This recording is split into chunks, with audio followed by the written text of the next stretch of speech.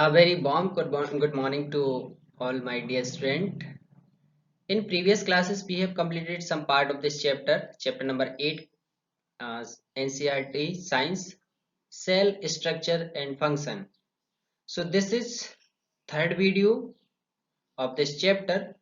To understand whole part of this chapter, you have to watch previous videos. Those videos you will find on this channel, Install Learning by Murli sir. So please subscribe this channel and like the videos and watch and share with your friends. Presented by Murli sir. I hope this video will be helpful to you and previous videos also being helpful to you. So we are going to start remaining part today. Thank you.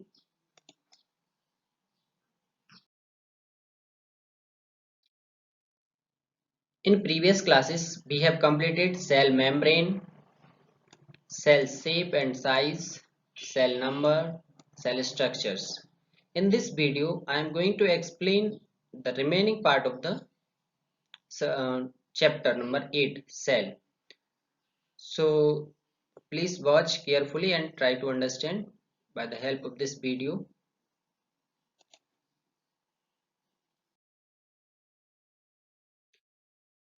So our next point is cell wall. So today we will know about the cell wall. Cell wall क्या होती है? हमने cell membrane पढ़ा था। Cell membrane एक membrane है जो कुछ पार्टिकल को उससे पास होने के लिए अलाउ करती है तो कुछ किसी को नहीं करती है।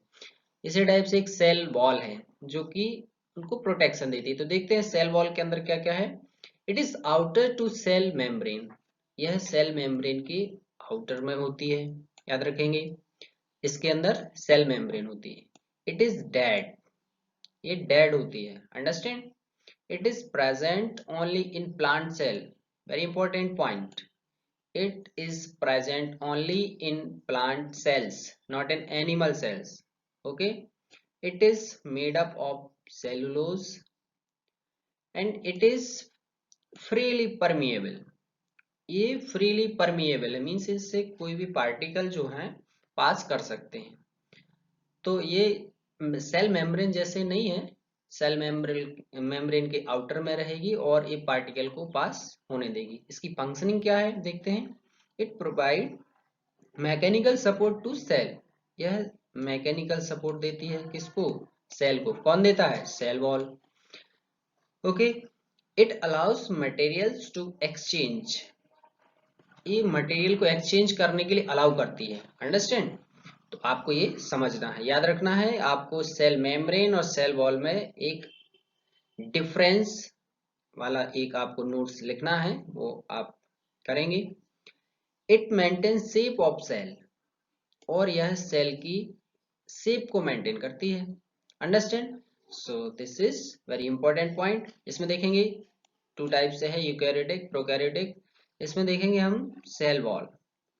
तो यहाँ पर देखेंगे ये है सेल वॉल। सेल वॉल कहाँ है? सेल मेम्ब्रेन के जस्ट बाहर। ये देखो, ये सेल वॉल, ये आपको दिख रही होगी, ये चारों साइड ये सेल वॉल है। सेल मेम्ब्रेन इसके जस्ट अंदर है, थोड़े डार्क ब्लू कलर में आप देख रहे होंगे। उसके जस्ट बाहर लाइट ब्लू में सेल वॉल है। आगे देखते हैं।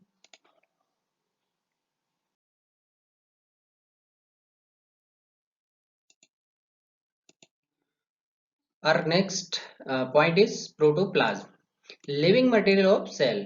Protoplasm is a living material of cell. Protoplasm consists of two substances, cytoplasm and nucleus. So यहाँ पर साइटोप्लाज्म और न्यूक्लियस दो पार्ट हैं प्रोटोप्लाज्म के। तो फर्स्ट देखेंगे nucleus. It is located in centre of cell. Centre of cell it consist of nuclear membrane, nucleoplasm, nucleus, nuclear material. यहाँ पर मटेरियल होगा तो न्यूक्लियर मटेरियल हो गया, ये सब मिलेंगे। आप ये देख रहे होंगे यहाँ पर ये पिक में, यहाँ पर ये न्यूक्लियस है। और ये जो इसके साइड में चारों ओर जो आपको लिक्विड इसमें दिख रहा होगा, ये लिक्विड है। और लिक्विड क्या है? साइटोप्लाज्म। तो इतना इसमें है। नेक्स्ट देखेंगे।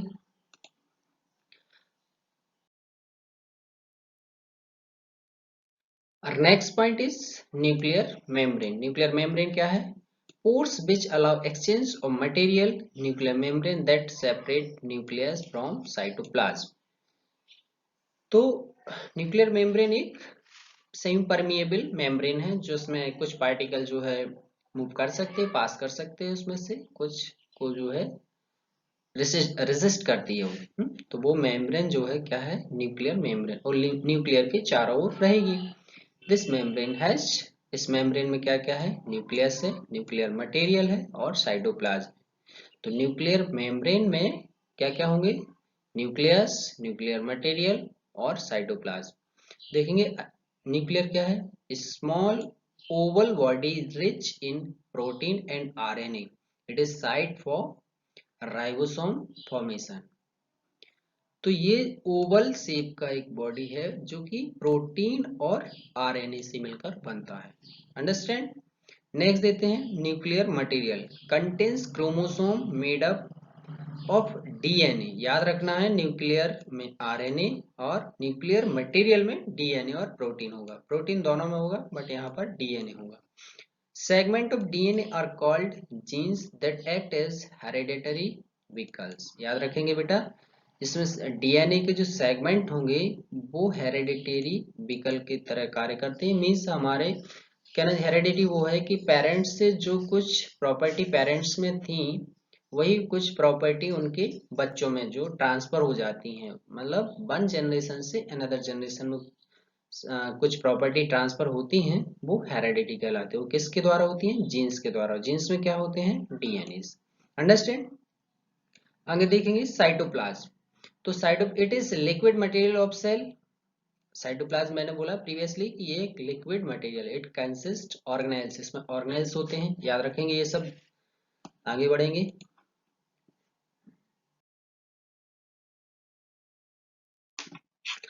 Next cell organelles. अब सेल ऑर्गेनेल्स में देखते हैं क्या क्या है। It includes plastids, mitochondria, vacuoles, endoplasmic reticulum, Golgi apparatus और लाइसोसोम्स। ये सारे क्या हैं? सेल ऑर्गेनेल्स हैं। तो आपको यदि पूछा जाए सेल ऑर्गेनेल्स क्या है, तो cell organelles are the particles which are find in cell or cell membrane, inside of cell membrane.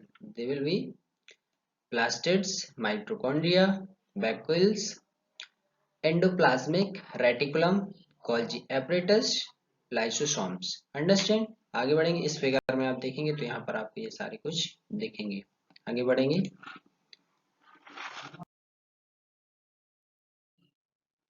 Next है प्लास्टिड्स।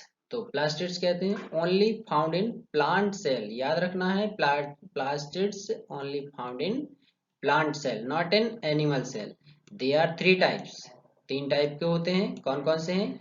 न्यूक्लियोप्लास्ट, सॉरी ल्यूकोप्लास्ट, कलरलेस होता है ल्यूकोप्लास्ट, क्रोमोप्लास्ट कलर्ड होता है, और क्लोरोप्लास्ट ग्रीन कलर्ड का। आप देखेंगे, आप पेड़ पौधे देखेंगे, जैसे ही प्लांट देखते हैं उनका जो ग्रीन कलर होता है, पत्तियों का कलर कैसा होता है? ग्रीन होता है। वो किसके कारण होता है? क्लोरोप्लास्ट के कारण। क्योंकि क्लोरोप्लास्ट किस कलर का है? ग्रीन कलर का।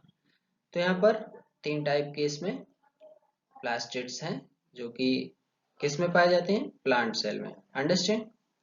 Next we will go for next point. Chloroplast is double membrane organelles containing, so chloroplast it double membrane organelles containing stoma and stacked lamina called grena. और grana क्या है? Grana contains green pigment chlorophyll that help in photosynthesis. तो याद रखना बेटा, जो यहाँ पर ग्रेना है वो ग्रीन पिगमेंट है। पिगमेंट किसका? क्लोरोफिल का, जो कि फोटोसिंथेसिस। फोटोसिंथेसिस क्या है? जो पौधे अपना भोजन बनाने के लिए जो एक सनलाइट के प्रेजेंट में कार्बन डाइऑक्साइड से जो अपना भोजन बनाते हैं, उस पूरे रिएक्शन को, पूरी प्रक्रिया को क्या बोलते हैं? फोटोसिंथेसिस। अंडरस्टैंड? तो फोटोसिंथेसिस कराने के लिए कौन रिस्पॉन्सिबल है? क्लोरोफिल। अंडरस्टैंड? आगे बढ़ेंगे।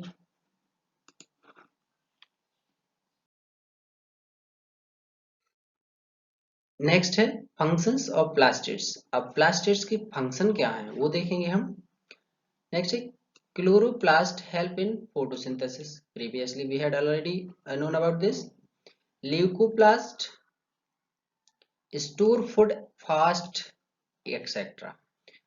मीन्स फूड की स्टोरेज के लिए कौन रिस्पॉन्सिबल है? ल्यूकोप्लास्ट। क्लोरोप्लास्ट किसके लिए है? फोटोसिंथेसिस के लिए। And chloroplast impart colour to flower, और क्लोरोप्लास्ट जो होता है कलर भी इम्पार्ट करता है। नेक्स्ट पॉइंट है हमारा mitochondria, very important point. They are rod shaped and has double membrane. Mitochondria में भी डबल मेम्ब्रेन होती है, अंडरस्टैंड। आउटर मेम्ब्रेन पोरस होती है।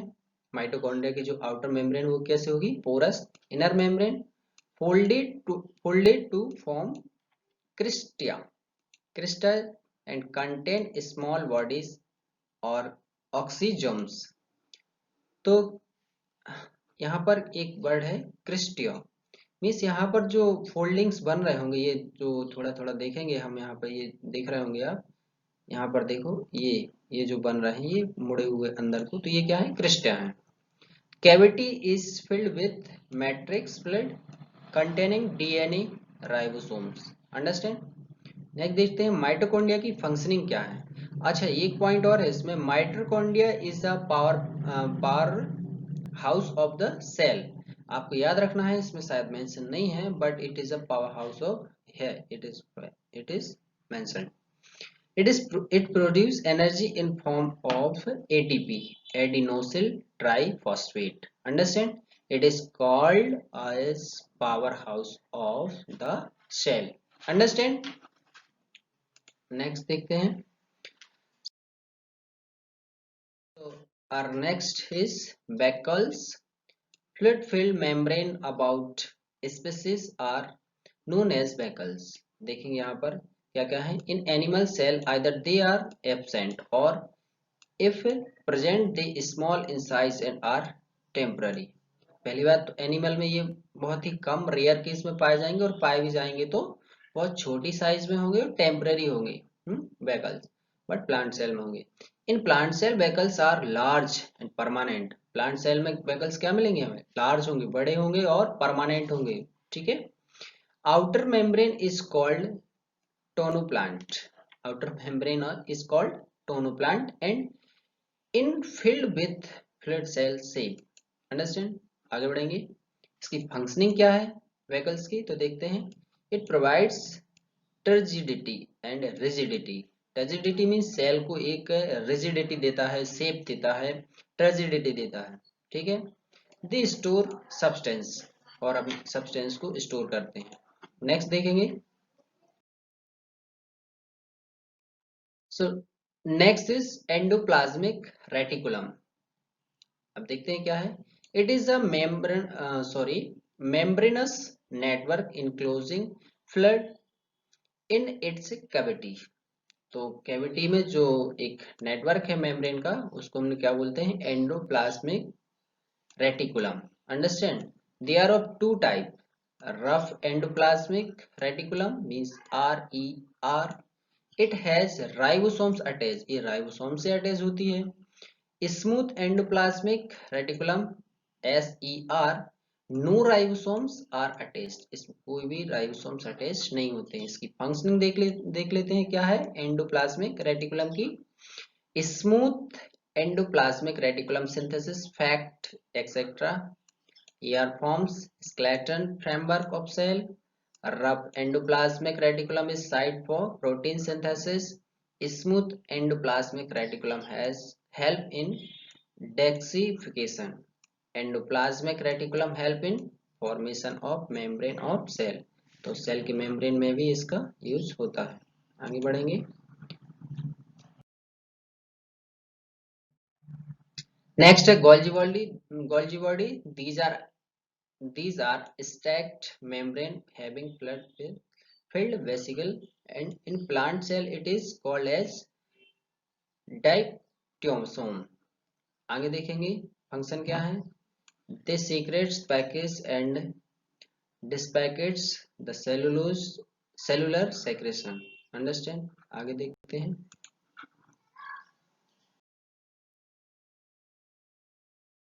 So next is lysosome. These are membrane bound vessels containing powerful digestive enzymes. इसमें lysosome में digestive enzyme होते हैं। सो इसकी फंक्शन क्या है? दे डिस्ट्रॉय फॉरेन मटेरियल, बाहर से आने वाले मटेरियल को जो नुकसानदायक होते हैं उसको डिस्ट्रॉय कर देते हैं। They remove bomb out sales.